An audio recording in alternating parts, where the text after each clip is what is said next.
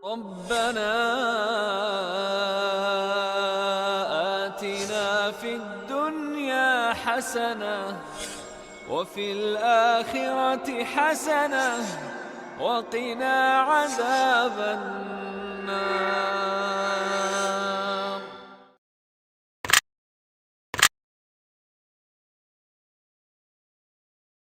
السلام عليكم ورحمة الله وبركاته. إن الحمد لله نحمده ونستعينه ونستغفره ونعوذ بالله من شرور أنفسنا ومن سيئات أعمالنا. من يهده الله فلا مضل له ومن يضلل فلا هادي له، وأشهد أن لا إله إلا الله وحده لا شريك له، وأشهد أن محمدا عبده ورسوله لا نبي بعده. نصلي ونسلم على رسولنا الأمين وعلى آله وأصحابه ومن تبعهم بإحسان إلى يوم الدين، وبعد. Akhwati fid din, a'azzakunallah.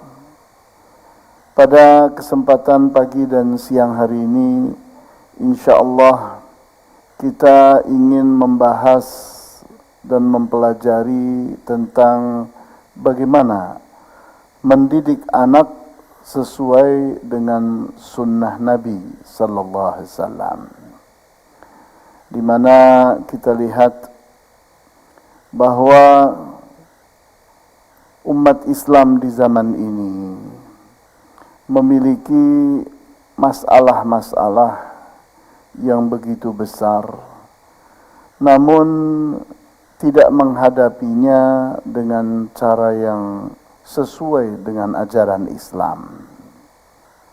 Apa sih masalahnya? Kita lihat bahwa pendidikan Islam itu belum benar-benar masuk ke tengah-tengah muslimin, sehingga yang ada pada umat Islam itu hanya semangat Islam. Mereka berbicara, mereka menunjukkan tampilan-tampilan yang seolah-olah inilah Islam.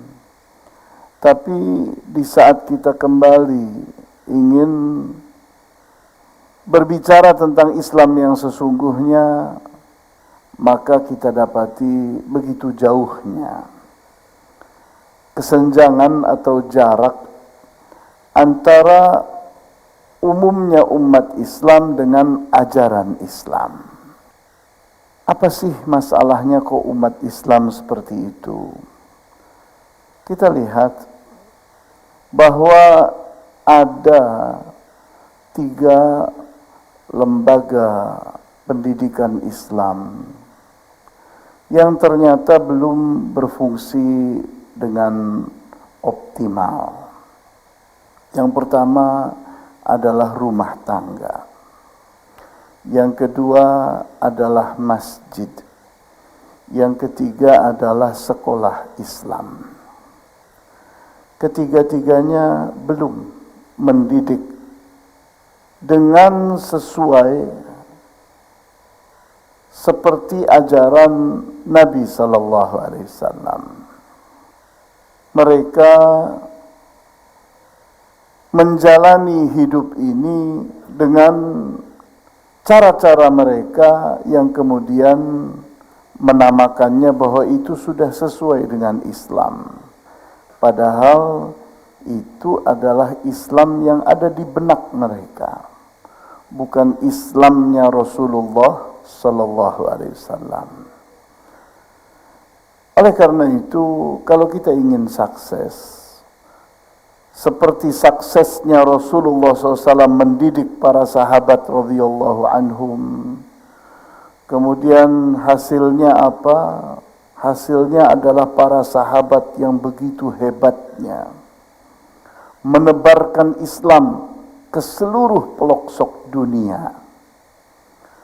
dan benar-benar Islam itu mereka tegakkan di muka bumi ini sesuai dengan ajaran Al-Quran dan Al-Hadis.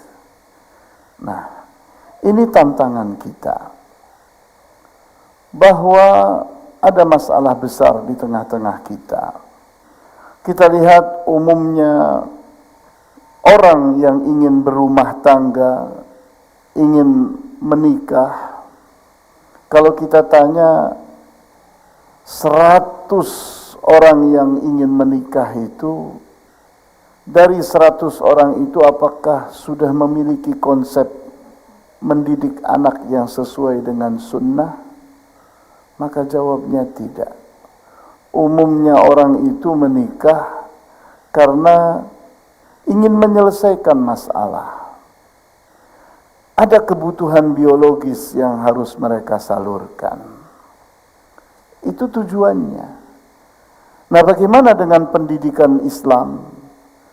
Bagaimana dengan kewajiban mereka menyiapkan rumah tangga yang akan mencetak manusia-manusia yang saleh, manusia-manusia yang benar-benar bermanfaat, manusia-manusia yang akan mampu berbahagia di dunia dan di akhirat. Ini yang ternyata tidak difikirkan oleh kebanyakan dari orang yang berangkat menikah. Kita pun melihat masjid-masjid. Semangat orang itu menjalankan masjid. Tapi sudahkah masjid mereka itu mendidik seperti Rasulullah SAW mendidik para sahabatnya di masjid? Itu pertanyaan besar yang ternyata kita belum melihat kenyataannya. Masih jauh dari kenyataan. Belum memenuhi kriteria sebagai sebuah masjid yang seperti masjidnya Rasulullah SAW. Nah, begitu pula di saat kita berbicara tentang sekolah Islam. Begitu banyaknya sekolah Islam di Indonesia. Hampir 70% dari sekolah yang ada di Indonesia itu adalah milik muslimin. Pemerintah itu hanya punya 20% dari jumlah sekolah yang ada di Indonesia. Orang-orang non-Islam itu hanya punya 10% dari sekolah yang ada di negeri ini. Sehingga kalau sekolah Islam itu benar-benar mendidik anak sesuai dengan sunnah, kita tidak kehilangan para pemimpin. Kita tidak akan dijajah oleh orang-orang non-Islam. Orang-orang yang ternyata pada saat ini menjajah negeri ini dengan cara mereka. Kita lihat kenapa kok umat Islam begitu lemah. Problemnya lagi-lagi ini. Problem tentang pendidikan yang sesuai dengan sunnah. Mereka itu belum mendidik sesuai dengan sunnah Nabi Sallallahu Alaihi Wasallam. Kita tahu bahwa berbicara tentang pendidikan, pendidikan itu rumusnya, pendidikan sama dengan pengajaran plus pengasuhan. Jadi pendidikan itu baru disebut pendidikan kalau di dalamnya ada pengajaran dan ada pengasuhan. Di mana pengajaran itu adalah mengajarkan ilmu. Sehingga peserta didik atau anak itu mengerti ilmu itu, menangkapnya, menyerapnya. Kalau terhenti sampai di situ, maka hasilnya anak yang paham ilmu. Belum tentu mengamalkan ilmu, belum tentu meyakininya. Nah, sehingga ada hal kedua yang belum dilaksanakan, yaitu pengasuhan. Setelah memiliki ilmu, maka anak itu harus diasuh, yaitu dibimbing dan diarahkan untuk agar ilmu itu menjadi amalan. Konsep yang telah didapatkan itu menjadi aplikasi. Dan teori yang mereka pelajari itu menjadi praktek. Anak harus diasuh. Sehingga kita lihat problem dari sekolah yang ada ini, kebanyakan dari sekolah itu tujuannya bagaimana anak menerima ilmu, menyerap buku-buku. Guru-guru hanya mengajarkan ilmu dari otaknya kepada otaknya anak. Dari buku dipindahkan kepada otaknya anak. Sehingga yang terjadi cuma suatu proses yang disebut transfer of knowledge. Memindahkan ilmu pengetahuan. Sehingga belum terjadi apa yang disebut dengan pengasuhan. Ilmu itu hanya mengendap sekedar sebagai pengetahuan, belum berubah menjadi ilmu, menjadi amalan, menjadi kenyataan praktek di dalam hidup ini. Nah, jadi kita lihat dari teori ini saja, sudah kita lihat ada kesalahan di tengah umat Islam. Bahwa ternyata mereka itu belum mendidik, baru mengajar, baru melakukan transfer of knowledge. Nah, berarti yang belum terjadi adalah pengasuhan. Maka berbicara tentang kepengasuhan, ada 3 pilar kepengasuhan yang harus kita amalkan, kita harus aplikasikan dalam kenyataan. Ketiga pilar itu, yang pertama adalah pendekatan, yang kedua adalah pembiasaan, yang ketiga adalah pelayanan.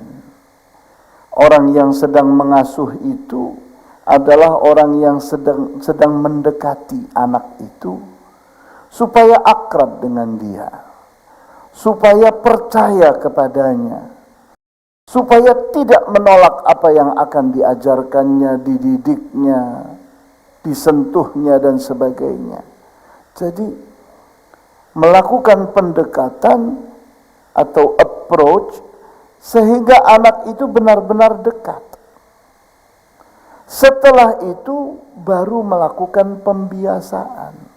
Ilmu-ilmu yang sudah didapat itu dibiasakan untuk menjadi amalan. Teori-teori yang sudah didapat itu dibiasakan supaya menjadi praktek, dan konsep-konsep yang sudah didapat itu dibiasakan supaya menjadi aplikasi. Ini unsur kedua yang tidak boleh seorang pendidik itu merasa lelah, merasa bosan. Karena pendidikan itu adalah proses yang sangat panjang. Kemudian yang ketiga adalah pelayanan. Seorang pendidik itu seperti seorang ibu. Seorang ibu itu tidak pernah merasa bosan, selalu melayani. Sehingga walaupun anaknya sudah tua sekalipun, anaknya sudah punya anak sekalipun, bahkan anaknya sudah punya cucu sekalipun, masih tetap dilayaninya. Jiwa ibu sebagai pendidik itu besar sekali. Nah, melayani. Anak itu harus dilayani. Supaya anak itu mendapatkan kemudahan-kemudahan dalam proses pendidikan. Butuh apa anak itu? Agar dia itu terfasilitasi dengan baik untuk mampu menjadikan ilmu itu jadi amalan, teori itu jadi praktek, dan konsep itu jadi aplikasi. Nah, 3 pilar inilah yang benar-benar diperhatikan oleh Rasulullah SAW. Jadi kalau kita singkat 3 hal yang menjadi pilar kepengasuhan ini, pendekatan itu kita singkat kat, kemudian pembiasaan kita singkat sa, kemudian pelayanan kita singkat yan. Maka jadilah sebuah singkatan kat sayan, supaya mudah dihafalkan. Karena langkah ini harus bertangga. Seseorang jangan melakukan pembiasaan terhadap anak kalau belum dekat dengan anak itu.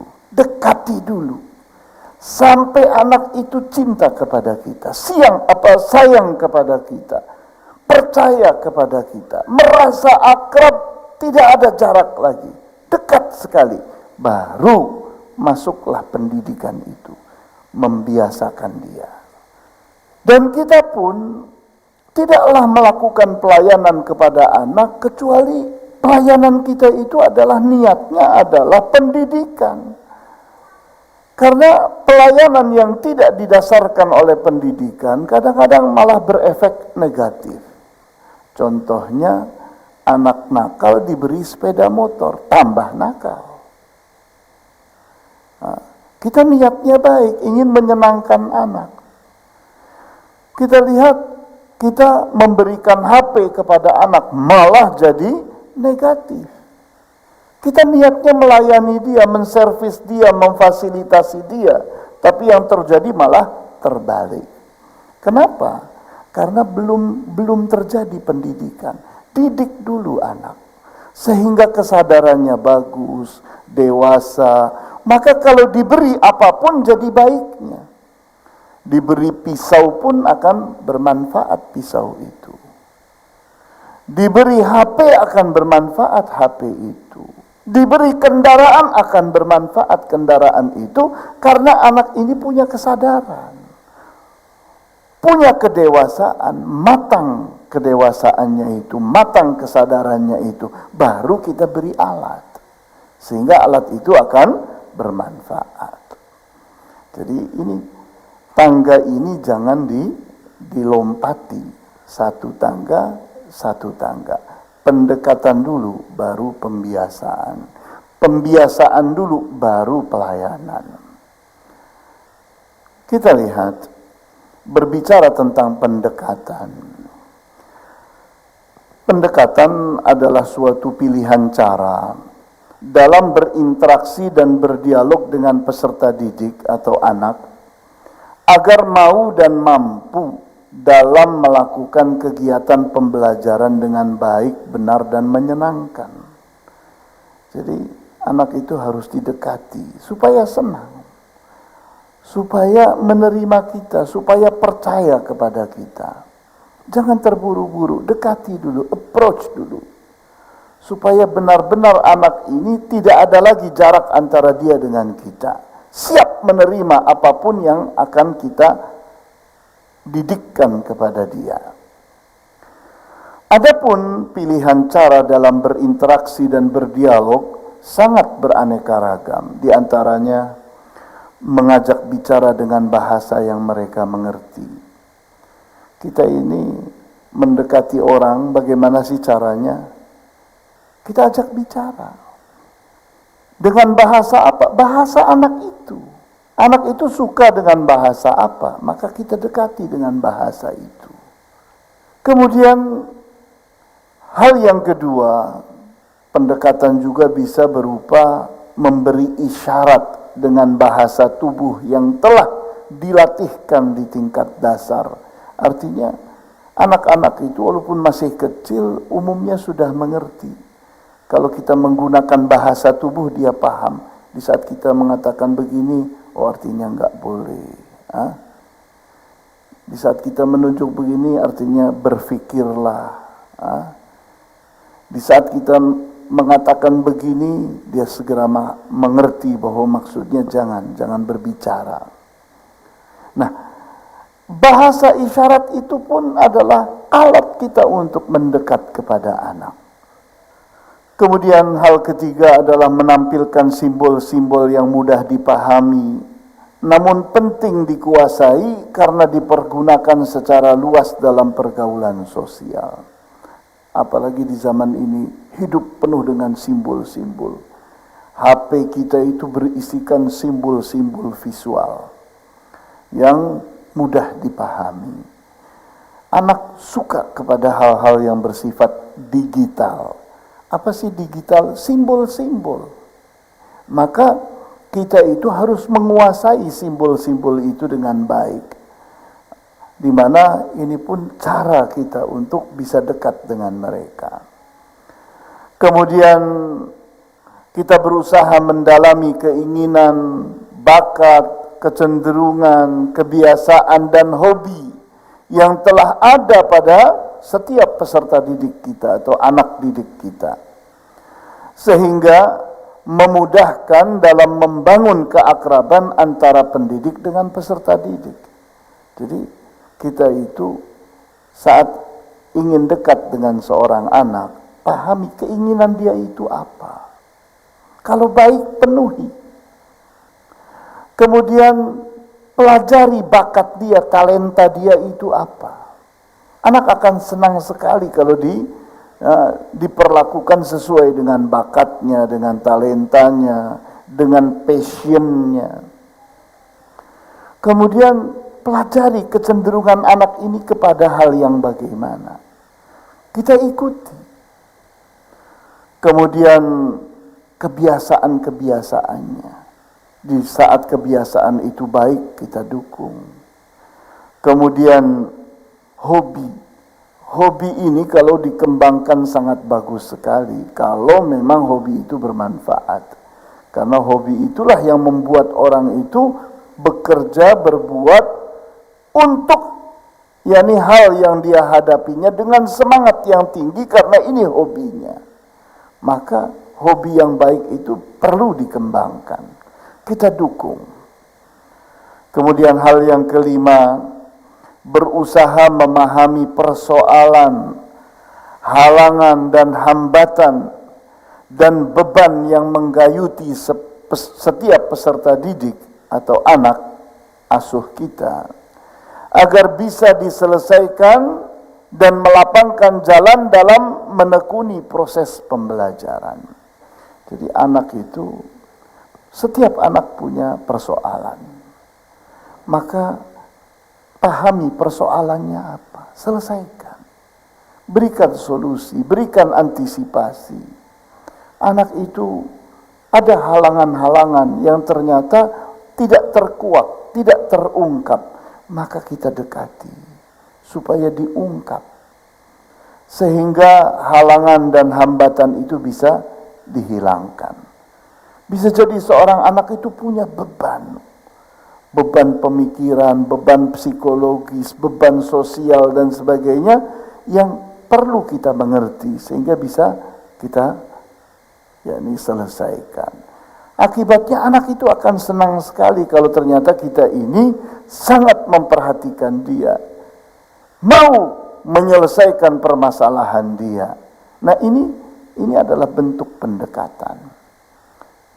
Kita lihat di dalam Al-Quranul Karim di surat Ali Imran ayat 159, di mana kita membaca ayat ini, فَبِمَا رَحْمَةٍ مِّنَ اللَّهِ لِنْتَ لَهُمْ وَلَوْ كُنْتَ فَظًّا غَلِيظَ الْقَلْبِ لَانفَضُّوا مِنْ حَوْلِكَ فَاعْفُ عَنْهُمْ وَاسْتَغْفِرْ لَهُمْ وَشَاوِرْهُمْ فِي الْأَمْرِ فَإِذَا عَزَمْتَ فَتَوَكَّلْ عَلَى اللَّهِ إِنَّ اللَّهَ يُحِبُّ الْمُتَوَكِّلِينَ. Fabima rahmatin minallahi linta lahum. Maka disebabkan kasih sayang dari Allah kepadamu, wahai Muhammad, engkau mampu berlemah lembut kepada mereka. Jadi kita lihat ini model pendidikan Rasulullah. Mendekati para sahabatnya dengan kelembutan. Kelembutan seseorang itu adalah sebab kasih sayang Allah kepadanya. Orang yang disayang oleh Allah akan mampu berlemah lembut. Orang yang tidak disayang oleh Allah tidak akan mampu berlemah lembut. Karena kelembutan itu karunia Allah. Oleh karena itu di saat kita ini ternyata tidak mampu mendidik dengan lembut, maka itu artinya kita punya persoalan besar. Kamu bukan seorang pendidik. Benahi dirimu supaya dirimu itu bisa menjadi seorang pendidik, seorang pengasuh. Di mana seorang pendidik, seorang pengasuh itu ciri khasnya bahwa dia itu mampu bersikap lemah lembut. Walau kunta faddan, kalau engkau adalah orang yang kaku, ghalidhal qalbi, dan keras hati, keras jiwa, tidak mampu mendengarkan masukan dari orang, tidak peduli kepada keadaan orang, tidak bisa memaklumi kenyataan, lam faddu min haulik, maka orang pun akan pergi meninggalkanmu. Karena orang itu suka kepada kelembutan. Di saat kita ingin orang itu akrab dengan kita, kita harus lembut. Ini pendekatan yang sangat penting sekali dalam pendidikan. Fa'fu anhum, maka maafkan mereka. Dengan mudah kita memaafkan orang, maka dengan mudah pula orang merasa akrab dengan kita. Wastaghfir lahum, mintakan ampunan kepada Allah untuk mereka. Kita memaklumi bahwa mereka ini berbuat kesalahan-kesalahan itu tidak lain karena kebodohan, maka mintakan ampunan kepada Allah. Wasyawirhum fil amri, ajak mereka bermusyawarah. Pendekatan yang bagus itu di saat orang itu mendekati orang dengan cara bermusyawarah. Kita lihat kenapa Rasulullah SAW dengan para sahabatnya, beliau menamai para sahabatnya itu adalah sahabat. Kenapa tidak dinamai murid? Ini pendekatan yang luar biasa. Diajaknya bermusyawarah. Sehingga di saat seorang pendidik itu menganggap muridnya sama dengan dia, diajak bermusyawarah, diajak dialog, akan terjadi kedekatan. Tapi di saat seorang pendidik atau guru itu menganggap bahwa dirinya adalah senior, sangat berpengalaman, sangat berilmu, muridnya itu jauh di bawahnya, anak kecil, kencur, tidak mengerti apa-apa, maka terjadi kesenjangan. Jauh, jarak yang jauh antara pengasuh dengan yang diasuhnya. Maka hilangkan jarak itu, bermusyawarahlah. Pendekatan dengan cara bermusyawarah. Kita lihat Nabi Ibrahim alaihissalam pada saat akan menyembelih Ismail. Kita baca pada surat Fussilat, kita dapati bagaimana Nabi Ibrahim alaihissalam berdialog, bermusyawarah dengan Ismail yang waktu itu baru saja baligh. Umurnya baru belasan tahun, masih sangat belia. Tapi diajaknya bermusyawarah. Hal ini diabadikan di dalam Al-Quranul Karim. Sehingga ayat itu mengatakan, falamma balagha ma'ahu sa'ya, pada saat Ismail itu telah baligh, diajaknya jalan. Kemana? Ke celah bukit. Di sebuah gang yang sangat sepi, di antara beberapa bukit. Nabi Ibrahim pun berkata kepada Ismail, qala, ya bunayya, inni ara fil manami anni azbahuka, fanzur madza tara. Wahai anakku, sesungguhnya aku ini melihat di dalam mimpiku, aku menyembelihmu. Bagaimana pendapatmu? Bayangkan, seorang nabi dapat mimpi, itu artinya dapat wahyu. Karena mimpinya Nabi tidak ada yang kosong. Mimpinya Nabi adalah perintah dari Allah yang harus dilaksanakan. Dia bermimpi menyembelih anaknya Ismail. Artinya harus dia laksanakan penyembelihan terhadap anaknya. Tapi apa yang terjadi? Ini yang terjadi adalah pendekatan yang luar biasa. Anak itu didekati dengan cara bermusyawarah. Namun karena anaknya memang anak yang saleh, kesadarannya tinggi, kedewasaannya bagus. Apa yang terjadi? Ismail pun menjawab, qala ya abati fa'al ma tu'mar, satajiduni insyaallah minas sabirin. Wahai ayahku, lakukan apa yang Allah perintahkan kepadamu. Engkau akan dapati aku insya Allah tergolong di antara orang-orang yang sabar. Jadi kita lihat ini yang terjadi. Seorang nabi besar, ayahnya para nabi, Nabi Ibrahim alaihissalam, kekasih Allah, mendidik anaknya seperti ini. Sampai pun akan melaksanakan perintah besar yang menjadi kewajibannya, yaitu menyembelih Ismail. Ternyata dilaksanakannya dengan cara yang seperti itu, bermusyawarah. Anak itu harus diajak dialog, seperti Rasulullah SAW bersama para sahabatnya. Begitu banyaknya event-event, saat-saat di mana Rasulullah SAW itu bermusyawarah dengan para sahabatnya. Sampai pun setiap akan perang, akan melakukan kegiatan yang beraneka ragam, Rasulullah selalu bermusyawarah dengan para sahabatnya. فَإِذَا عَزَمْتَ فَتَوَكَّلْ عَلَى اللَّهِ إِنَّ اللَّهَ يُحِبُّ الْمُتَوَكِّلِينَ. Dan jika engkau itu telah memiliki azimah, telah memiliki kehendak dan tekad yang kuat untuk melakukan sesuatu, fatawakkal Allah, maka bertawakallah engkau kepada Allah. Sesungguhnya Allah mencintai orang-orang yang bertawakal kepadanya.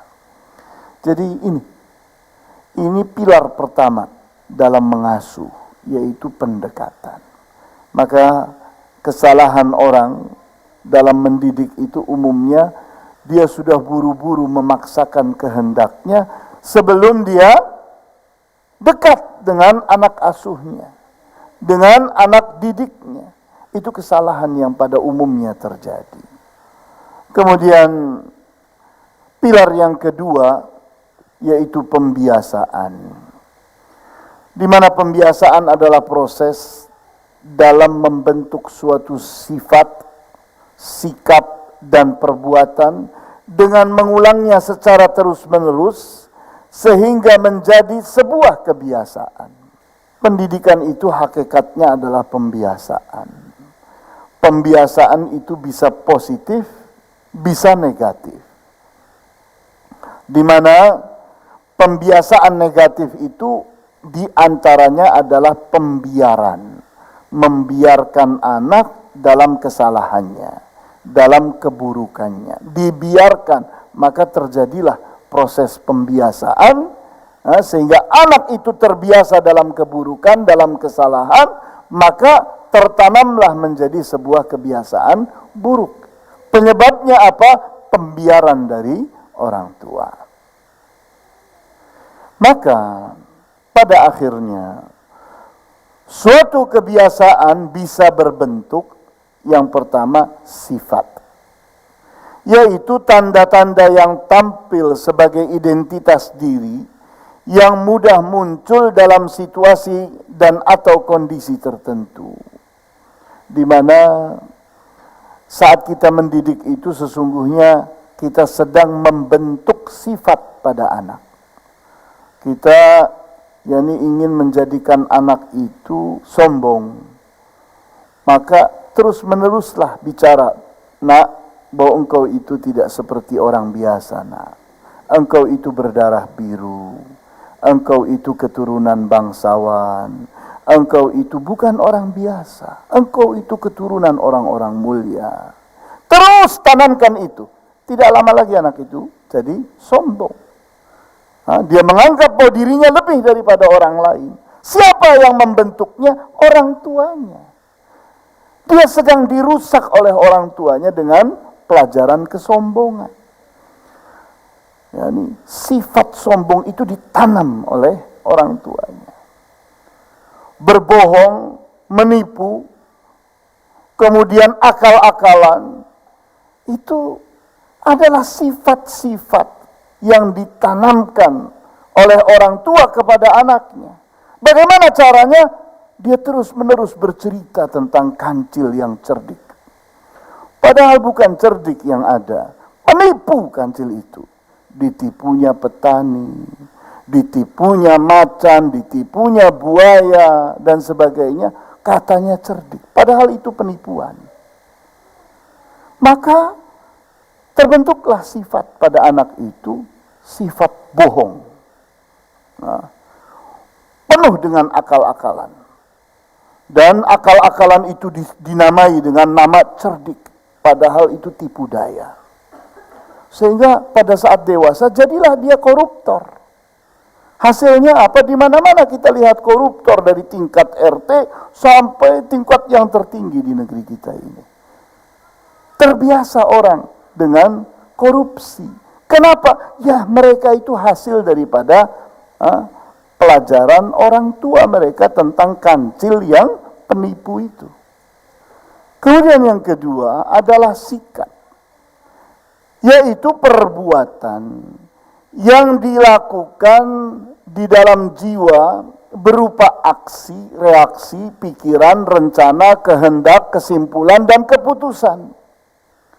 Di mana sewaktu-waktu bisa menguat menjadi perbuatan tubuh. Jadi bedanya antara sikap dengan perbuatan, bahwa sikap itu adalah perbuatan jiwa, sedangkan perbuatan itu adalah yakni perbuatan fisik atau tubuh. Nah, sikap itu sering berbentuk suatu aksi kita, yakni di mana kita yakni beraksi terhadap suatu kenyataan. Atau bereaksi di saat orang berbuat sesuatu kepada kita, maka kita bereaksi dalam bentuk sikap. Masih ada di dalam jiwa kita. Begitu pula kita memiliki pemikiran. Pemikiran itu suatu sikap. Kita memiliki rencana, memiliki kehendak, memiliki kesimpulan, memiliki keputusan. Itu semua adalah gambaran dari perbuatan jiwa. Dia masih ada di dalam jiwa. Dan itulah yang disebut dengan sikap. Karena sikap itu adalah perbuatan jiwa. Kemudian yang ketiga adalah perbuatan. Yaitu setiap gerakan yang dilakukan oleh salah satu dari panca indera kita. Mata kita berbuat, telinga kita berbuat, lidah kita berbuat, hidung kita mencium, itu pun berbuat. Tangan kita menyentuh, kulit kita menyentuh, kita merasakan sesuatu, maka itu adalah berbuat. Atau organ tubuh yang lainnya, kaki kita berjalan, tangan kita bergerak, merenggut dan sebagainya, itu semua adalah perbuatan fisik. Nah, proses pembiasaan dimaksud bisa dilaksanakan berupa berbagai macam kegiatan pembelajaran yang memposisikan peserta didik atau anak asuh itu sebagai subjek yang aktif, baik secara mandiri maupun dalam kelompok. Rasulullah SAW itu lebih banyak mendidik dengan membiarkan para sahabat berbuat. Kita lihat, ini dalam teori pendidikan biasa disebut dengan active learning dan learning by doing. Active learning adalah kita membuat peserta didik kita itu aktif. Kemudian tinggal kita bimbing, kita arahkan. Begitu pula kita yakni membuat peserta didik itu kita bimbing dan kita arahkan untuk melakukan sesuatu, Maka kita perhatikan. Itu pun learning by doing. Belajar sambil berbuat. Ini teori inilah yang banyak dilakukan oleh Rasulullah SAW kepada para sahabatnya. Sehingga kita lihat salah satu sunnah, di saat kita mendefinisikan sunnah, sunnah itu wujudnya adalah perkataan, perbuatan, sifat, dan takrir. Kalau perkataan, kita mengerti, hadis diucapkan oleh Rasulullah SAW itu sunnah. Kemudian perbuatan yang diceritakan oleh para sahabat bahwa itu perbuatan Rasulullah, maka disebut sunnah. Kemudian sifat, keadaan diri Rasulullah SAW, pakaiannya, macam-macam hal terkait dengan dirinya, maka itu disebut sunnah. Nah, yang keempat ini, takrir. Sikap beliau terhadap perbuatannya para sahabat. Di saat perbuatan para sahabat itu benar, dibiarkannya.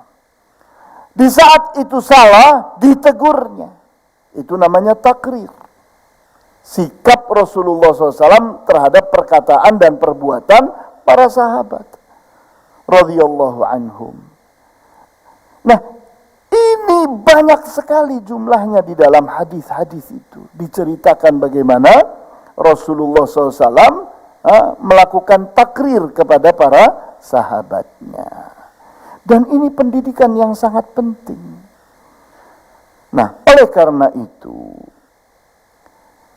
di saat kita itu meyakini tentang pentingnya pembiasaan sebagai proses kepengasuhan, maka kita dapati sebuah kenyataan bahwa di antara metode pendidikan terpenting adalah pembiasaan. Karena dengan pembiasaan itu lahir yakni sifat, sikap, perbuatan pada diri anak yang akan terus bertahan sampai dia dewasa. Nah, kita lihat di surat Thaha ayat 132. Ayat ini berbicara tentang sholat. Bahwa ternyata sholat itu ditanamkan dalam bentuk pembiasaan. Wa'mur ahlaka bis-salati wastabir 'alaiha. La nas'aluka rizqan, nahnu narzuquka wal 'aqibatu lit-taqwa. Wa'mur ahlaka bis-salati, dan perintahkanlah keluargamu untuk salat. Wastabir 'alaiha, dan terus bersabarlah engkau dalam memerintahkan, menganjurkan keluargamu salat. Kita lihat kata yang digunakan oleh Allah pada ayat ini, wastabir, yang aslinya wasbir, dan bersabarlah. Kemudian ketambahan to, wastabir. Kenapa? Karena asalnya ta, wastabir. Tapi berat di lidah, wastabir. Maka berubahlah ta itu menjadi to, wastabir. Kenapa kok harus ditambahi ta? Karena adanya ta di tengah-tengah kata wasbir tadi, itu menandakan bahwa sabarnya itu bukan sekali, tapi terus menerus, tidak mengenal berhenti. Sehingga pendidikan itu adalah pembiasaan yang terus menerus. Karena manusia itu gampang lupa. Sehingga seseorang itu menunda-nunda sholat yang akibatnya lupa. Maka terus diingatkan. 5 waktu sehari. Terus sepanjang umur. Terus diingatkan. Itulah pembiasaan. La nas'aluka rizqan. Kami ini tidak butuh kepada engkau rizki. Nahnu narzukuka. Bahkan kami yang memberi engkau rizki. Allah itu tidak membutuhkan dari manusia pemberian apapun, tidak butuh. Yang dibutuhkannya adalah engkau beribadah kepadanya. Itulah yang Allah tuntut. Lakukan itu agar para hambaku itu beribadah kepadaku. Wal aqibatu littaqwa, dan kemenangan itu akan didapati di saat ada ketakwaan. Sehingga umat Islam di saat kalah, jangan salahkan siapa-siapa. Salahkan diri sendiri karena kita tidak layak menang. Karena Allah kalau mau menolong, mesti menang. Di saat kita ditinggalkan oleh Allah, pasti kalah. Nah, ini yang terjadi pada umat Islam. Bahwa umat Islam itu ditinggalkan oleh Allah. Kenapa? Karena mereka melupakan Allah. Allah membalas dengan melupakan mereka. Mereka itu mencari Allah kalau susah saja. Maka di saat mereka susah, Allah lupakan mereka. Karena pada kenyataannya di saat mereka senang, kuat, sehat, lupa Allah. Sehingga dijanjikan di sini wal aqibatu littaqwa, dan kemenangan itu akan Allah berikan kepada adanya ketakwaan. Ada ketakwaan, ada kemenangan. Rasulullah SAW perang 37 kali. 35 itu dalam keadaan menang, 2 dalam keadaan kalah. Kapan? Yang pertama pada saat perang Uhud, di mana 50 pemanah tidak taat kepada Rasulullah, maka kalah. Yang kedua pada saat perang Hunain, di mana pada saat itu jumlah umat Islam itu sangat banyak sekali, sampai berjumlah 12.000 orang. Mereka memastikan diri pasti menang. Kesombongan. Maka Allah pun meninggalkan mereka dan kalah. Jadi kita lihat, di saat orang itu meninggalkan ketakwaan, Allah tinggalkan. Di saat ada pada mereka ketakwaan, maka mereka menang. Maka dikatakan dalam banyak ayat, ala inna hizballahi humul ghalibun. Bukankah hizb, golongan Allah itulah yang pasti menang. Yang pasti menang itu bukan umat Islam. Yang pasti menang itu Hizbullah. Orang-orang yang benar-benar bertakwa kepada Allah. Orang-orang yang benar-benar beriman kepada Allah. Orang-orang yang benar-benar dalam keadaan mencintai Allah dan Rasulnya.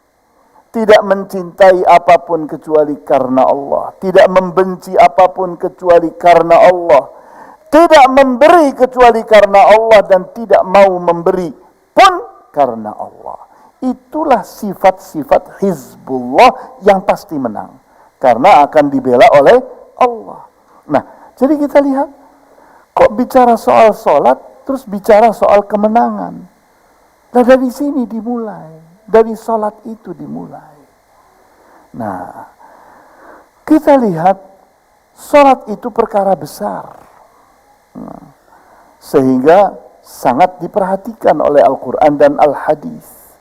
Maka pendidikan sholat itu dengan cara pembiasaan. Kalau kita itu ingin dibela oleh Allah, ditolong oleh Allah, dekat dengan Allah, maka sholatlah dengan baik dan benar. Mendekatlah kepada Allah dengan baik dan benar melalui sholat. Kemudian kita perhatikan hadis yang sahih diriwayatkan oleh Ahmad, Abu Dawud dan At-Tirmidzi, di mana Rasulullah SAW bersabda, "Muru abna'akum bis salati wa hum abna'u sab'i sinin." Perintahkan anak-anak kalian salat di saat mereka itu adalah anak-anak yang berumur 7 tahun. Loh, untuk apa anak umur 7 tahun diperintahkan sholat. Kan belum paham. Tidak, biasakan sholat. Nanti kalau sudah dewasa, tidak biasa sholat, sulit untuk diajak sholat. Maka jadikanlah sholat dari kecil merupakan suatu kebiasaan. Wadribuhum 'alaiha li'ashrin, dan pukul mereka kalau tidak mau sholat di saat mereka telah berumur 10 tahun. Lah kenapa? Kenapa kok anak umur 10 tahun tidak sholat mesti dipukul? Jawabnya, 10 tahun itu adalah umur sebelum balik. Kalau seorang anak itu sudah balik dan belum terbiasa sholat, berat untuk sholat. Maka sebelum dia balik, harus sudah siap, sudah punya kebiasaan sholat. وَفَرِّقُوا بَيْنَهُمْ فِي الْمَضَاجِعِ, dan pisahkan di antara mereka pada saat tidur. Di mana anak satu dengan anak yang lain jangan berdempet-dempetan. Karena akan punya akibat psikologis yang jauh. Akan melahirkan kebiasaan-kebiasaan buruk, keakraban yang akan membuat mereka itu melenceng ke kanan dan ke kiri. Kita lihat di antara penyebab terjadinya LGBT itu karena keakraban di saat kecil yang tidak berbatas. Terutama antara anak laki dengan anak perempuan. Pisahkan di antara mereka. Sehingga anak itu terbiasa mandiri, terbiasa tidur sendiri. Tidak takut dia tidur sendiri karena terbiasa dari kecil. Ini pendidikan yang sangat penting, mendidik kedewasaan diri, mendidik kemandirian, kemantapan dalam diri. Kemudian pilar yang ketiga adalah pelayanan. Di mana pelayanan adalah suatu bentuk perhatian yang diberikan oleh pendidik kepada peserta didik agar terfasilitasi kebutuhannya dalam menjalani proses pembelajaran. Pembelajaran itu butuh fasilitas. Maka kita layani anak itu. Kita layani. Di mana pelayanan itu bagian dari pendidikan yang sangat penting. Rasulullah SAW sangat melayani para sahabatnya. Para tabi'in yang menjadi guru-guru itu ternyata belajar dari para sahabat. Di mana para sahabat saat mendidik para tabi'in, di antara bentuk pendidikannya adalah pelayanan. Nah, pelayanan itu akan membuat seorang anak itu terfasilitasi dalam belajarnya. Sehingga dengan mudah dia itu mendapatkan kemudahan-kemudahan dalam hal belajar. Pelayanan haruslah terwujud karena adanya kasih sayang pada diri pendidik terhadap para peserta didiknya, baik berupa empati maupun simpati. Kita tahu bahwa perhatian itu dilahirkan oleh kasih sayang. Di mana orang yang perhatian itu menunjukkan dia itu mengasihi dan menyayangi. Orang yang tidak perhatian itu menunjukkan bahwa dia itu tidak mengasihi dan tidak menyayangi. Maka kita pun mengerti dari sini. Besaran dari sebuah perhatian itu sangat tergantung pada besaran kasih dan sayang. Semakin tinggi kasih sayang, semakin tinggi perhatian. Semakin rendah kasih sayang, maka semakin rendah perhatian. Nah, kita lihat wujud dari perhatian itu adalah empati dan simpati. Di saat anak merasa susah, kita layani. Apa yang menyebabkan dia susah? Maka dia merasa dekat, merasa dididik, merasa mendapatkan sesuatu yang dicarinya. Kemudian di saat anak itu berprestasi, kita pun bersimpati kepada prestasinya. Dia merasa terdukung. dia merasa terangkat. Ini membuat orang itu jadi sangat akrab, sangat dekat, sangat siap menerima pembelajaran.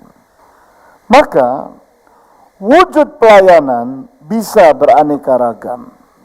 Di antaranya, yang pertama adalah menjemput, menuntun, dan mengarahkan. Anak itu kita jemput, anak itu kita tuntun, anak itu kita arahkan ke sana. Maka dengan cara yang seperti itu dia mendapatkan sesuatu yang menyenangkannya, merasa dirinya itu punya makna. Kenapa? Itu lihat, guru saya, ayah saya, ibu saya memperhatikan saya. Kemudian bentuk pelayanan yang lainnya adalah membimbing dan mengarahkan, di mana seorang anak itu yakni telah menerima ilmu. Namun ilmu itu harus menjadi amalan, harus menjadi sikap dan perbuatan, harus menjadi keyakinan, harus menjadi kenyataan. Maka apa yang harus dilakukan oleh seorang guru, seorang pendidik, seorang pengasuh? Dia bimbing anak itu pelan-pelan agar ilmunya itu dilaksanakan, diarahkannya dengan baik.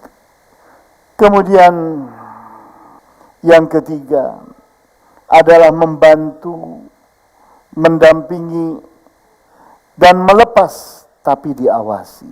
Itu pun pelayanan, di mana apa kekurangan anak itu kita bantu, apa kelemahan anak itu kita dampingi, jangan jauh dari kita. Seorang ayah atau ibu bisa jadi tidak pandai matematika, tapi dia harus dampingi anaknya saat belajar matematika.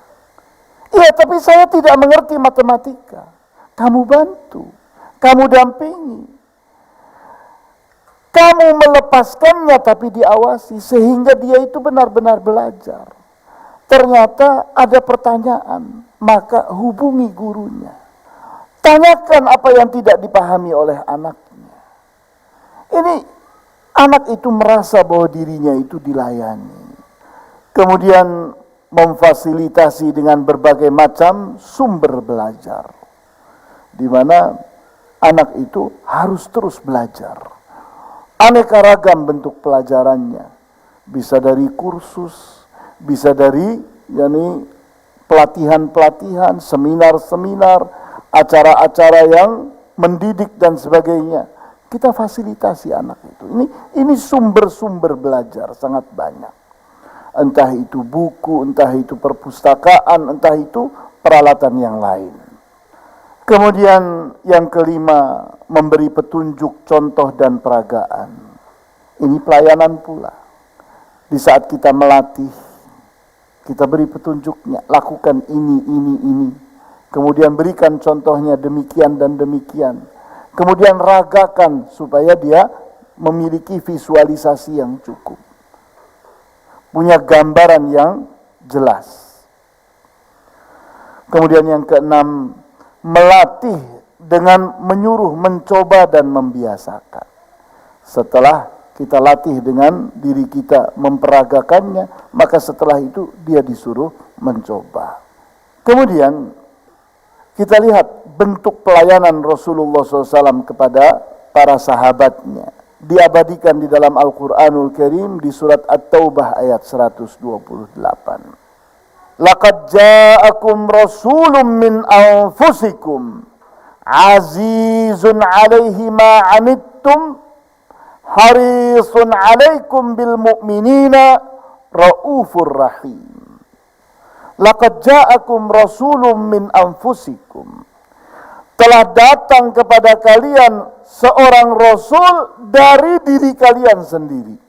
Sama seperti kalian, manusia biasa. Dia adalah bagian dari kalian.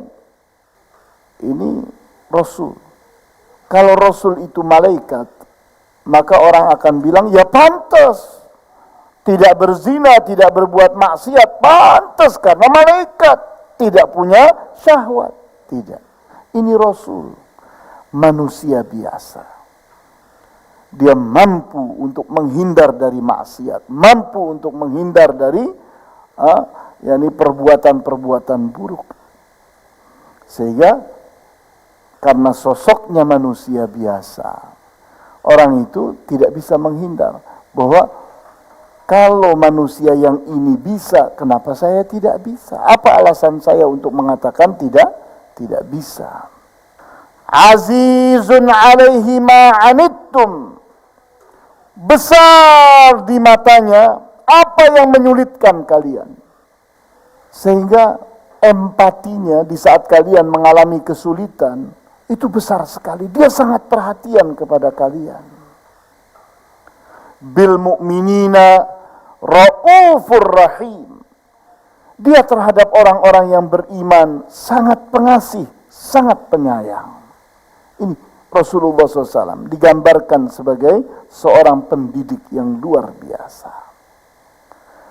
Seorang pendidik yang sangat melayani terhadap murid-muridnya.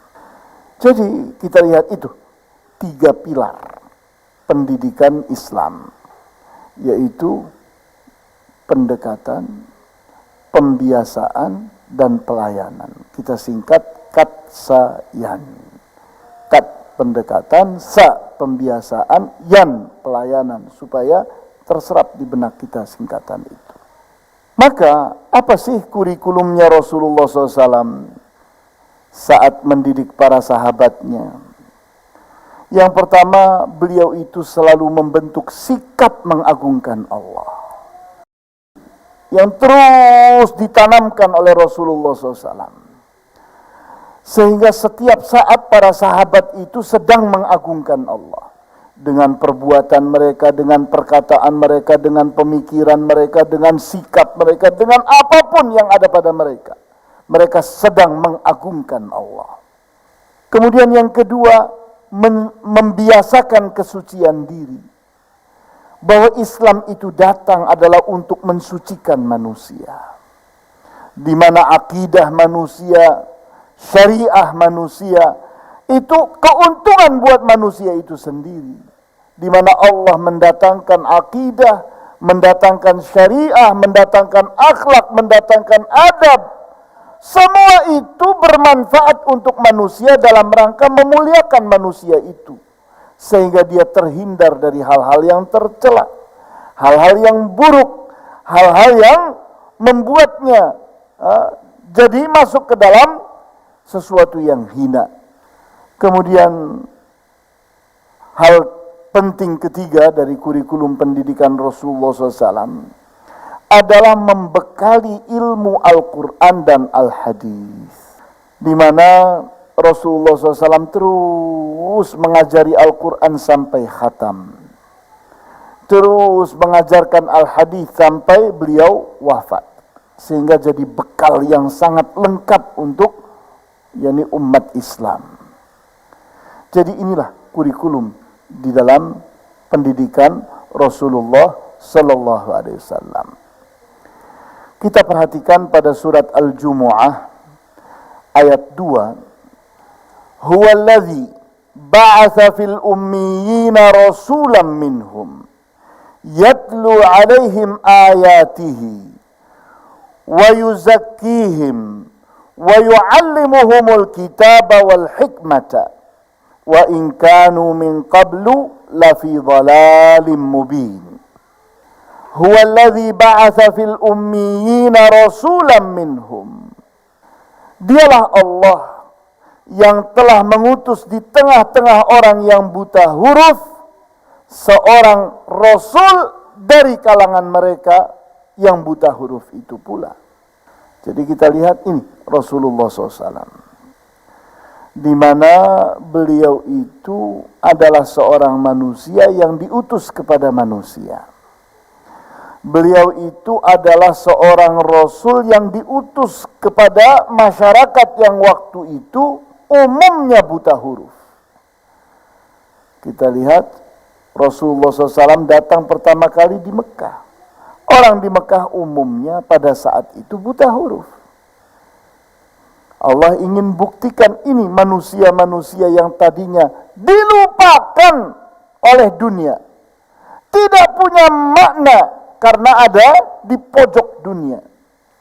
Tapi ternyata Allah angkat menjadi khaira ummatin ukhrijat linnas, sebaik-baik umat yang pernah dimunculkan di tengah para manusia. Jadi kita lihat ini keadaan Rasulullah SAW bersama masyarakatnya pada saat itu yang sangat rendah, dilupakan orang. Mereka itu punya ciri khas buta huruf. Karena kepandaian membaca dan menulis itu umumnya dimiliki oleh manusia-manusia yang ada di peradaban yang tinggi. Tidak itu yang ada pada Rasulullah dan para sahabatnya.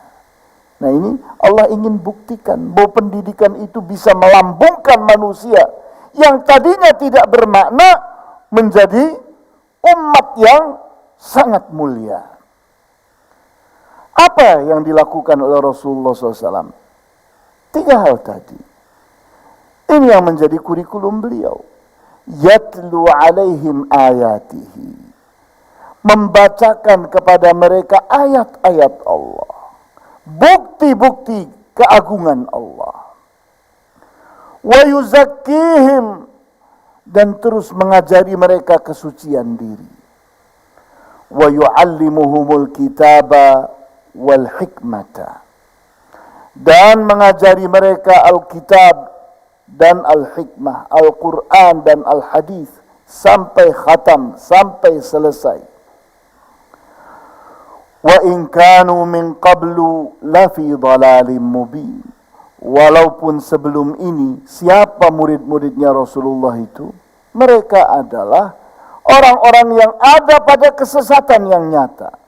Siapa murid-murid Rasulullah? Yu'allimuhumul kitaba wal hikmata, dan mengajari mereka Alkitab dan Al-Hikmah, Al-Quran dan Al-Hadis sampai khatam, sampai selesai. Wa in kanu min qablu lafi dhalalim mubin, walaupun sebelum ini siapa murid-muridnya Rasulullah itu? Mereka adalah orang-orang yang ada pada kesesatan yang nyata. Siapa murid-murid Rasulullah sebelum menjadi muridnya Rasulullah, sebelum menjadi sahabatnya Rasulullah? Mereka itu para penyembah berhala, orang-orang yang biasa berbuat dosa dan maksiat, orang-orang yang kuat menindas orang-orang yang lemah. Mereka hidup dalam kenistaan, tapi mereka diangkat oleh Allah dan Rasulnya menjadi khaira ummatin ukhrijat linnas, umat terbaik yang pernah dimunculkan di tengah para manusia, sehingga mengalahkan umatnya para nabi yang lain.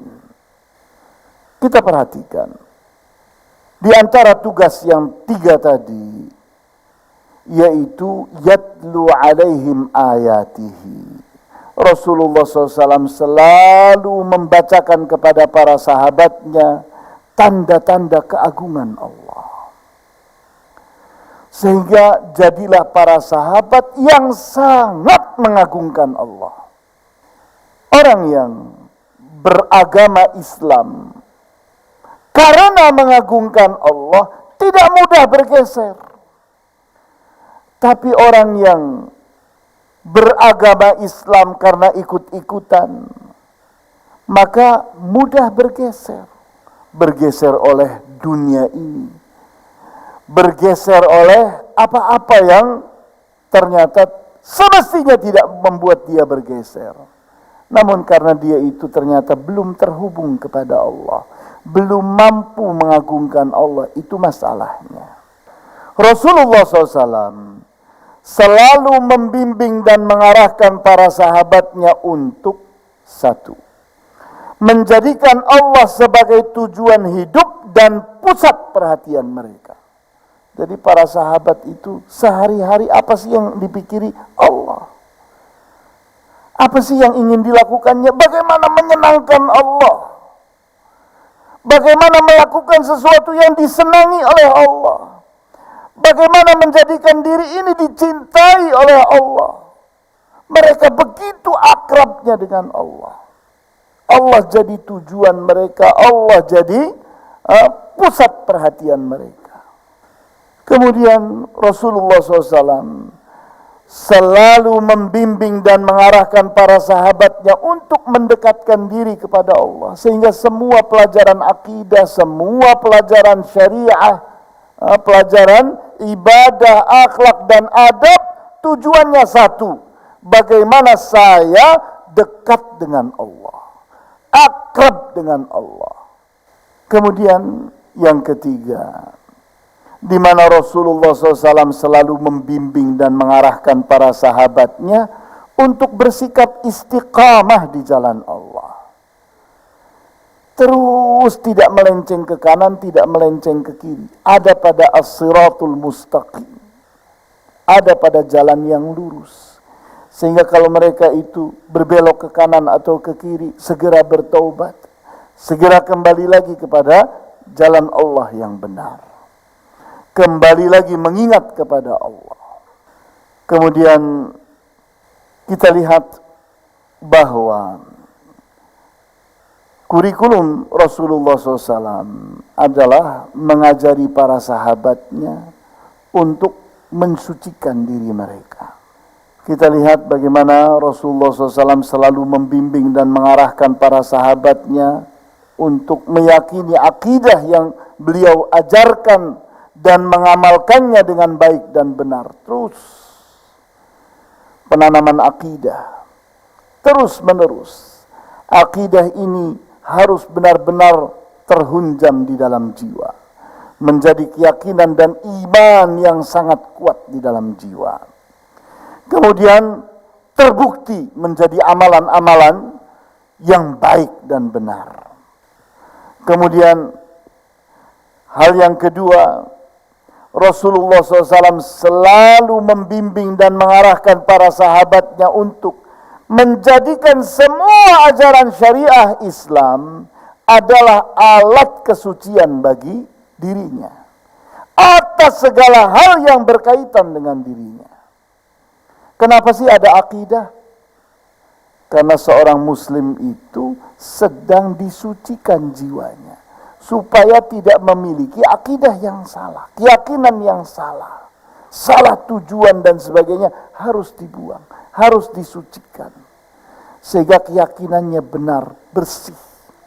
Kenapa sih adanya ibadah? Adanya ibadah itu supaya seseorang itu bersih dan suci, hanya beribadah kepada Allah saja. Tidak beribadah kepada hal-hal yang lain yang ternyata ibadah yang salah, yang membuat manusia ternistakan, terhinakan, yang semestinya dia makhluk Allah yang paling mulia menjadi makhluk Allah yang hina karena menyembah setan yang hina, menyembah batu yang tidak bermakna, menyembah sesuatu yang tidak punya kehormatan, dibuang semuanya.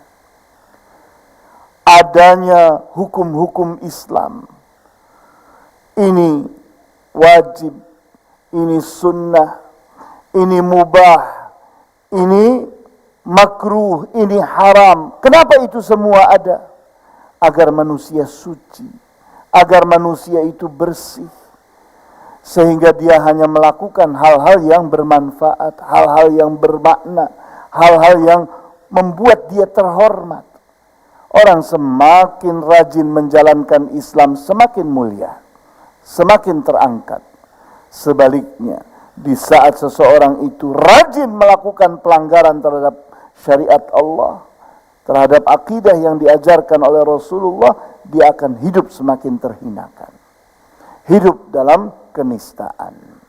Kemudian terakhir dalam pembahasan kita, di mana kurikulum Rasulullah SAW saat mengajari para sahabatnya, yaitu wa yu'allimuhumul kitaba wal hikmata, mengajari mereka Alkitab dan Al-Hikmah. Ini sumber belajar yang tidak pernah kering, selalu mengalirkan air yang bermanfaat, di mana Al-Quran dan Al-Hadis itu berkembang menjadi perpustakaan yang luas, sehingga orang Islam itu selalu mendapatkan solusi. Orang Islam itu selalu mendapatkan jalan keluar dari semua kesulitan.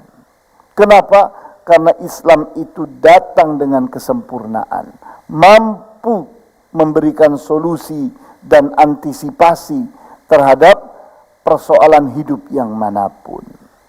Nah, Rasulullah SAW selalu membimbing dan mengarahkan para sahabatnya untuk yang pertama, selalu mempelajari Al-Quran dan Al-Hadis sebagai sumber ilmu yang bermanfaat. Tidak pernah berhenti, tiap hari mempelajari Al-Quran dan Al-Hadis, sehingga mereka itu sangat menguasai Al-Quran dan Al-Hadis. Yang kedua, Rasulullah SAW selalu membimbing dan mengarahkan para sahabatnya untuk selalu merujuk kepada Al-Quran dan Al-Hadis dalam menghadapi semua persoalan hidup di dunia ini. Apapun persoalan hidup kita, ada jawabannya di dalam Al-Quran dan Al-Hadis. Sehingga di saat seseorang itu sumber belajarnya benar, sumber ilmunya benar, maka terjawablah persoalan hidupnya. Sehingga seorang muslim yang benar-benar merujuk kepada Al-Quran dan Al-Hadis anti stres, anti depresi, jauh dari gila. Tidak akan ada seorang muslim yang saleh, yang benar-benar melaksanakan Al-Quran dan Al-Hadis jadi orang yang stres, depresi, apalagi gila. Tidak. Karena persoalan hidup dia semua terjawab dengan Al-Quran dan Al-Hadis. Nah, oleh karena itu, inilah pendidikan dari Rasulullah SAW kepada para sahabatnya, sehingga bisa melejitkan para sahabat yang tadinya tidak punya makna, hidup di Mekah di pojok dunia, dilupakan oleh peradaban di saat itu, tapi ternyata mampu mengalahkan dua kekuasaan adidaya pada saat itu. Bagaimana Romawi roboh pada saat itu pula. Kemudian bagaimana Persia roboh dan hancur berantakan di zaman itu pula. Kita lihat kedua-duanya terjadi di zaman sahabat, yaitu di zaman Umar ibnul Khattab radhiyallahu anhu. Apa yang terjadi? Inilah kemenangan. Di saat mereka itu benar-benar menjadi orang yang bertakwa karena benarnya pendidikan, maka hasilnya adalah manusia-manusia brilian. Maka kita dengan demikian telah memiliki konsep. Ini loh pendidikan yang sesuai dengan sunnah Nabi Sallallahu Alaihi Wasallam. Silahkan, barangkali ada pertanyaan. Assalamualaikum Ustadz. Assalamualaikum warahmatullahi. Tadi saya menyimak mengenai cara pendidik anak sesuai dengan sunnah Nabi. Kurang jelas Bu suaranya Bu. Saya menyimak dari mengenai makalah yang Ustadz kan tadi. Tapi kenyataannya ya Ustadz, orang tua sudah memberikan pelajaran sesuai dengan agama pada, tapi dengan tuh anak semakin dewasa, anak bisa menentukan arahnya sendiri. Itu bagaimana Ustadz? Banyak sekali kejadian-kejadian yang di luar sana bahwa anak anak sudah diajarkan sesuai dengan agama, koridor agama, tapi dia dalam memilih untuk pasangan hidupnya, akhirnya dia memilih dengan orang yang beda agama. Itu gimana Ustadz ya? Assalamualaikum. Ya, kita lihat kalau kita masuk kepada praktek, kita dapatkan pelajaran dari seorang tabi'i yang bernama Sufyan Ats-Tsauri rahimahullah, di mana Sufyan Ats-Tsauri rahimahullah mengatakan, la'ib ibnaka sab'an wa sahibhu sab'an wa adibhu sab'an wa sahibhu sab'an. ajak anakmu bermain 7 tahun. Artinya kita mendidik anak sambil bermain 7 tahun. Artinya dari umur 0 sampai 7 tahun, metode kita dalam mendidik itu adalah dengan cara bermain, tapi bermain yang berisi. Kemudian yang kedua, wa'addibhu sab'an. Ajari anak itu adab, akhlak. Kemudian adab, tata krama, sopan santun dan sebagainya 7 tahun. Artinya dari umur 7 sampai 14. Ya, akhlak, adab termasuk di dalamnya sopan santun, tata krama dan sebagainya. Kemudian wasahibhu sab'an. Jadikan dia itu temanmu 7 tahun. Dari umur 14 sampai umur 21 itu kita mendidik anak dengan menjadikannya sebagai sahabat. Sudah tidak lagi disebut nak tidak, tapi kawan berbicara, kawan bermusyawarah. Kita angkat dia. Kita ajak dialog. Kita ajak dia berpikir sehingga dia itu menjadi pemimpin. Kemudian 7 tahun yang keempat itu disampaikan oleh Ali bin Abi Thalib di saat beliau mengatakan yantahi tulul abdi wa huwa ibnu 22 sana. Berakhirnya pertumbuhan tinggi seorang hamba, seorang manusia di saat dia berumur 22 tahun. Artinya kalau seorang anak sudah berumur 22 tahun, sulit diharapkan untuk nambah lagi tingginya. Wa yantahi aqluhu wa huwa fi 28 sana. Dan akalnya sudah tidak berkembang lagi di saat dia telah berumur 28 tahun. Jadi kita lihat otak manusia itu berhenti. Tidak akan lebih besar lagi kalau sudah umurnya 28 tahun. Secara fisik sudah tidak tertolong lagi untuk lebih cerdas daripada itu. Terus bagaimana? Kata Ali bin Abi Thalib, "Wa ma ba'da dzalika illa tajarub." Tidak ada yang membuat cerdas setelah itu kecuali pengalaman-pengalaman. Jadi 7 tahun yang keempat adalah pendidikan pengalaman. Sehingga harus ada pendelegasian. Anak itu sudah didelegasikan. Ini pekerjaanmu, ini tugasmu, ini kamu harus kendalikan, kamu harus pimpin di 7 tahun yang keempat. Ya, penugasan-penugasan, ditunjuk jadi pemimpin. Karena di umur itu yang laki, yang perempuan sudah menikah. Harus jadi pemimpin yang baik. Harus mendapatkan kepercayaan dari orang tuanya. Nah, ini metode yang baik dan benar dalam mendidik anak. Umumnya orang tua itu gagal dalam memposisikan posisi-posisi tadi, sehingga semestinya anak itu nurut, tidak nurut.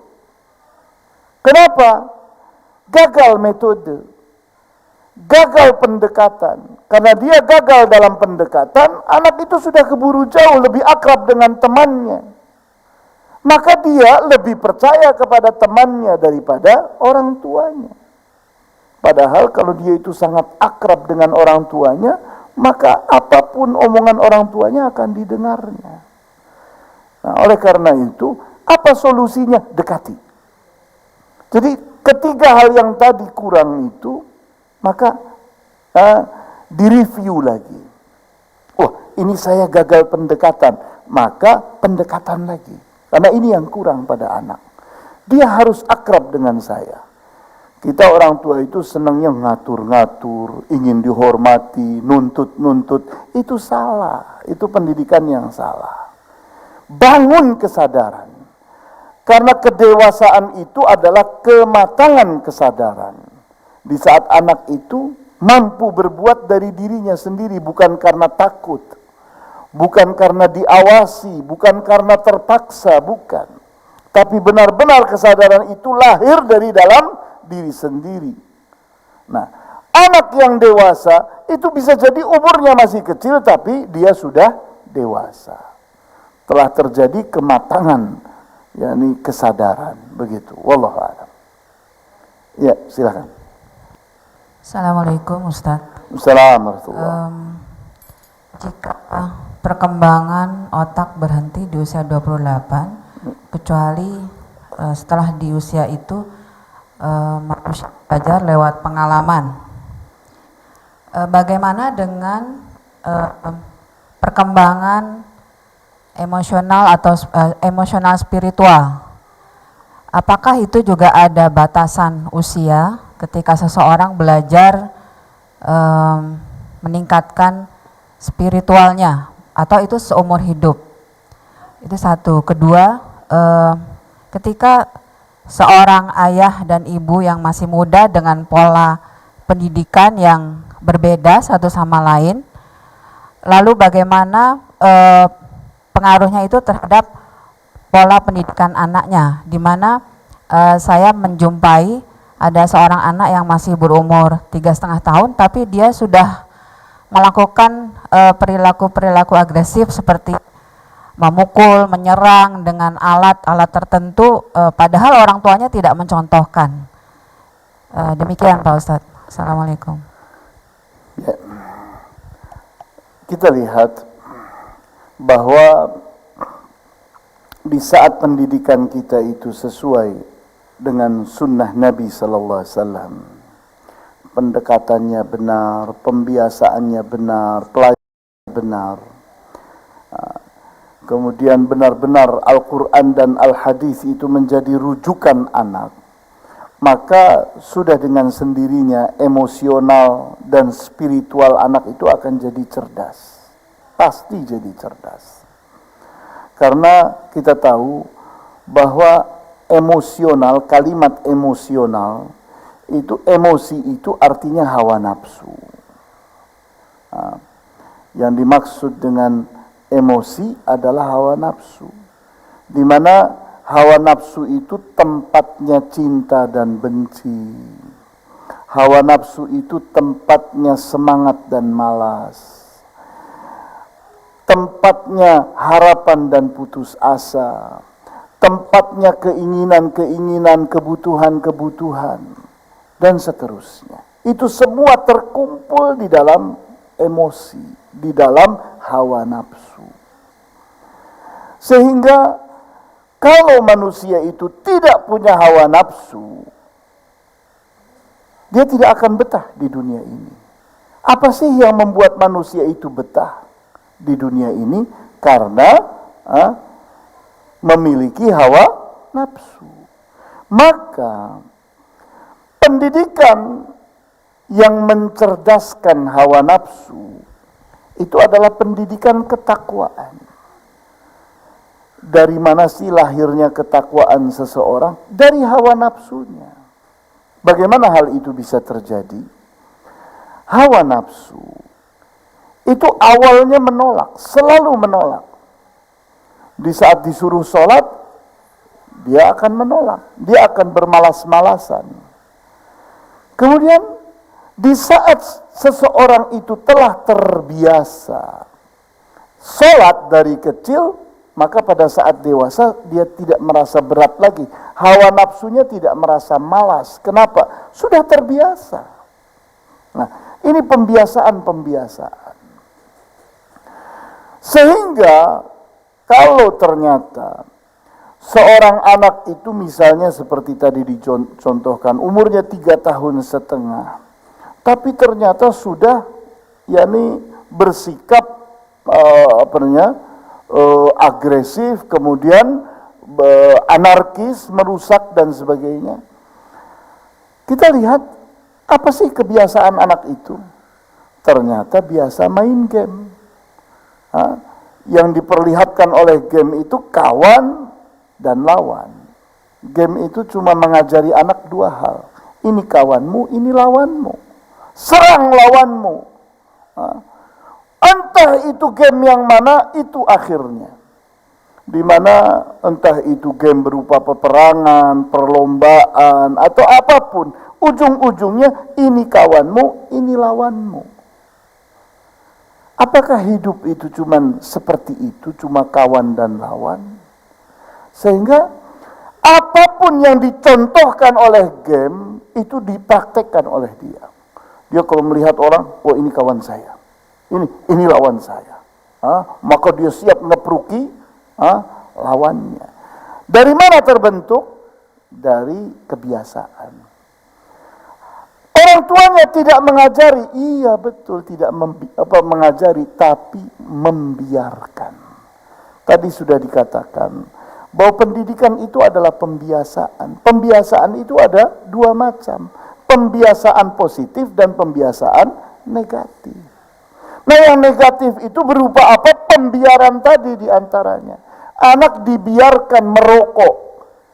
Jadi kenapa sih anak itu punya kebiasaan merokok? Karena dibiasakan oleh ibunya. Loh, kok dibiasakan oleh ibunya? Karena ibunya membiarkan anaknya merokok.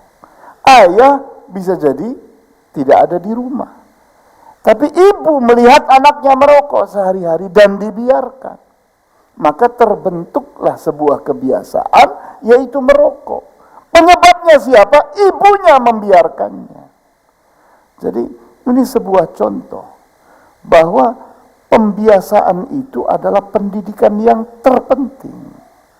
Namun pembiasaan itu jangan datang sekonyong-konyong, tapi setelah terjadi kedekatan, dekat baru kita memberikan konten pendidikan, yaitu pembiasaan.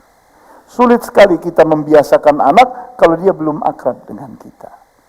Jadi peroleh dulu anak itu sampai kita itu dekat dengan dia, baru kita bebani dengan beban-beban pendidikan berupa pembiasaan. Ya. Ada lagi yang lain? Ada lagi, Ustaz. Ustaz mau tanya ya, jika misalnya seorang anak dia sudah sudah pacaran dan sudah berzina gitu, Ustaz ya, dan sering nonton film-film yang porno gitu, Ustaz ya, dan dia sudah balik gitu, Ustaz. Apakah orang tua itu ikut dosa gitu, Ustaz, apa yang dia lakukan?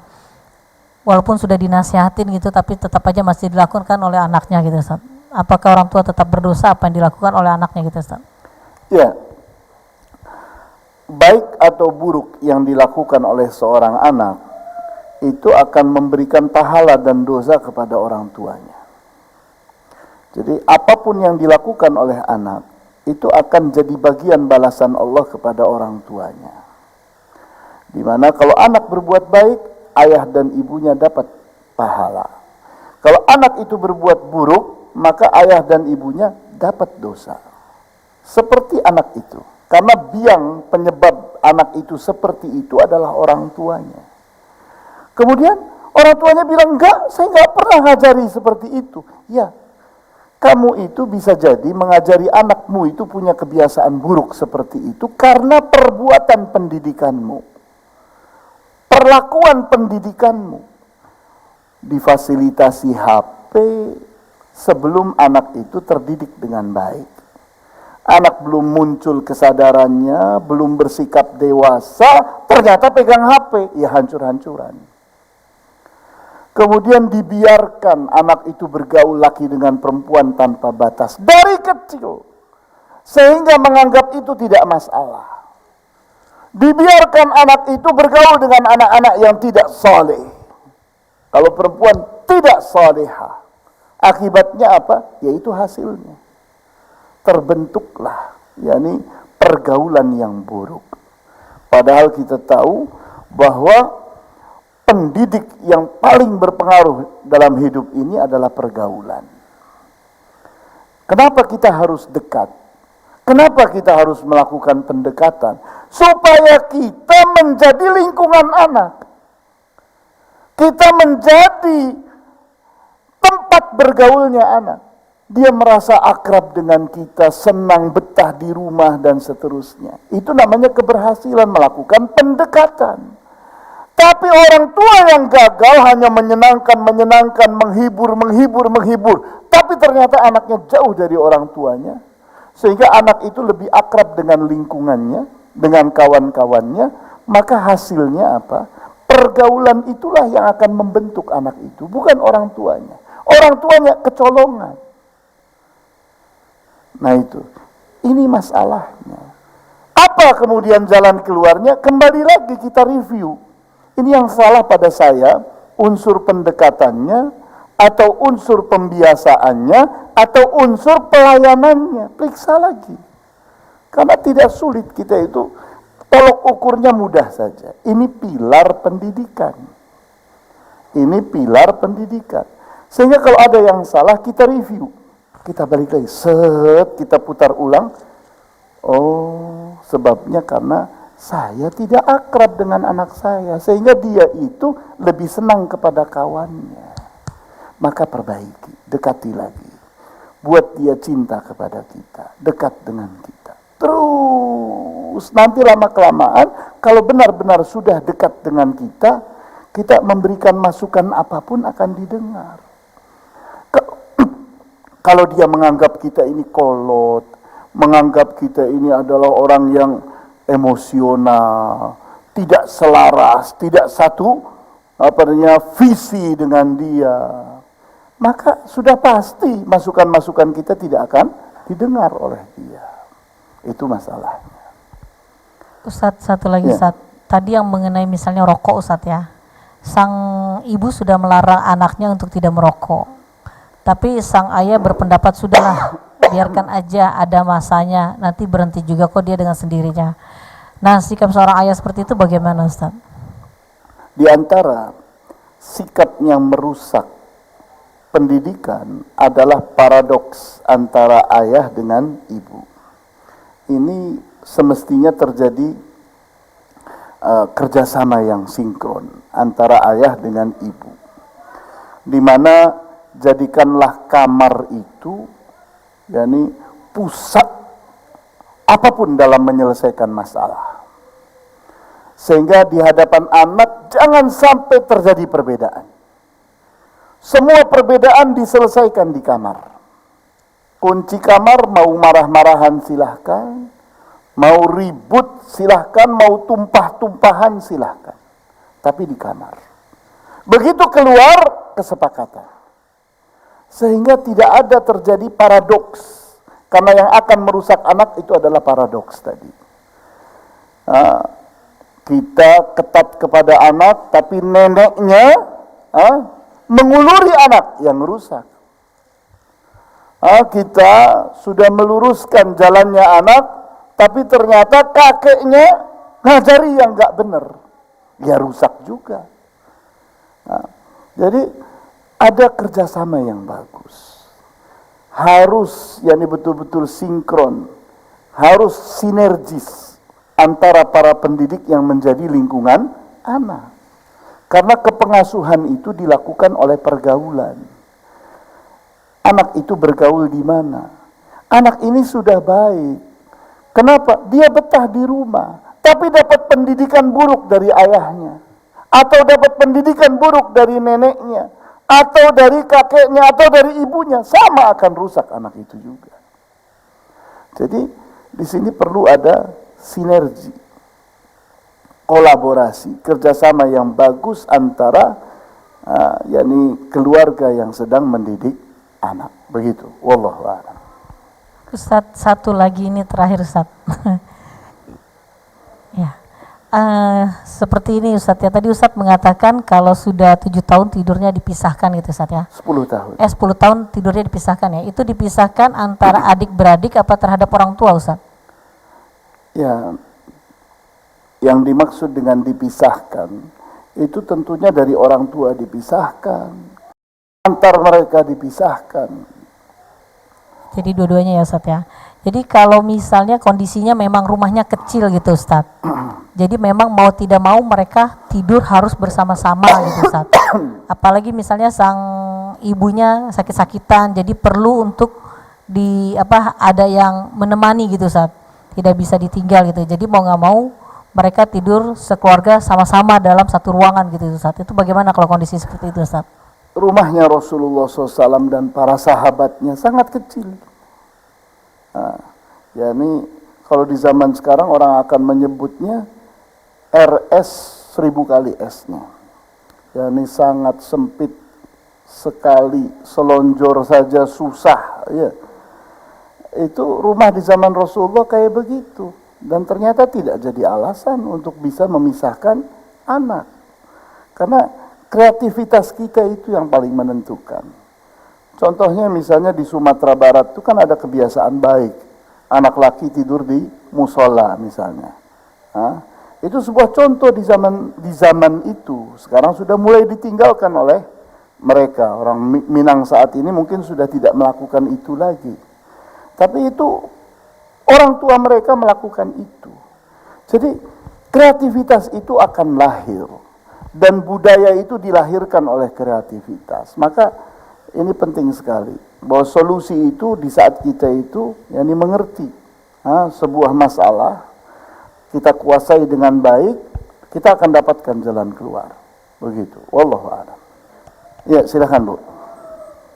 Assalamualaikum. Assalamualaikum warahmatullahi Ustadz. Assalamualaikum. Assalamualaikum. Mau tanya Ustadz, kalau anaknya sudah terlanjur usia dewasa tapi belum mempunyai kesadaran diri untuk berbuat baik, dan selama tumbuh kembangnya itu dia biasa menyaksikan paradok antara ibu dan ayahnya, juga neneknya, itu bagaimana caranya? Iya. Terima kasih Ustadz. Ya, sama-sama. Kita tahu bahwa yakni mendidik itu ada 5 langkahnya. Yang pertama adalah paham, yang kedua adalah yakin, yang ketiga adalah sadar, yang keempat adalah sikap atau perbuatan, yang kelima adalah perubahan.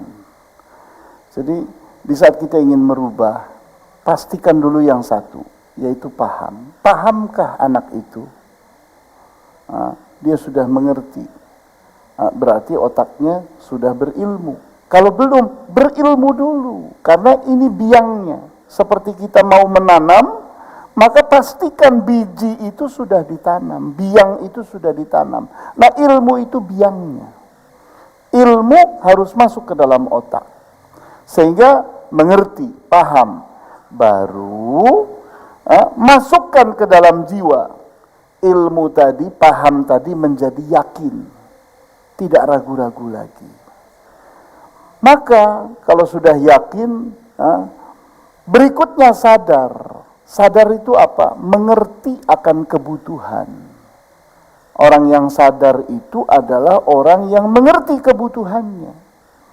Kenapa ada orang malas menuntut ilmu? Karena dia tidak mengerti bahwa ilmu itu kebutuhannya.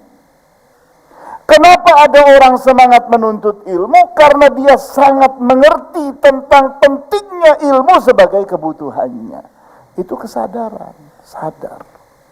Nah, kesadaran ini di saat menguat akan melahirkan sikap dan perbuatan. Kita lihat para sahabat itu penuh dengan keterbatasan. Para sahabat umumnya miskin. Umumnya tidak memiliki mushaf. Al-Quran tidak mereka miliki. Satu-satunya orang yang punya mushaf hanya Rasulullah SAW. Tapi semua para sahabat menghafalkan Al-Quran. Ada yang hafal penuh dan itu yang terbanyak, dan ada yang tidak hafal penuh tapi mengamalkannya, memahaminya. Nah, jadi ini kesadaran akan melahirkan perbuatan dan sikap walaupun memiliki keterbatasan. Kemudian sikap dan perbuatan itu kalau sudah terakumulasi akan jadi sebuah kebiasaan. Nah, kebiasaan-kebiasaan baik ini yang akan merubah orang. Kebiasaan baru menggantikan kebiasaan lama, itu dinamakan perubahan. Jadi itu caranya. Itu caranya. 5 ini kita hafalkan. Paham, yakin, sadar, sikap dan perbuatan, kemudian perubahan. Jadi kalau kita ingin mendidik, walaupun anak ini sudah dewasa, maka mulai lagi dari awal lagi. Pahamkan, yakinkan, sadarkan, bangkitkan motivasi untuk melahirkan sikap dan perbuatan, kemudian biasakan sampai terjadi perubahan. Begitu. Wallahu a'lam. Cukup ya? Ya, baiklah kita tutup. Wallahu ta'ala a'lamu bis-shawab. Walhamdulillahi rabbil alamin. Wa sallallahu ala asyrafil anbiya'i wal mursalin wa ala alihi wa ashabihi ajma'in. Subhanakallahumma wa bihamdika asyhadu an la ilaha illa anta astaghfiruka wa atubu ilaik. Wassalamu alaikum warahmatullahi wabarakatuh.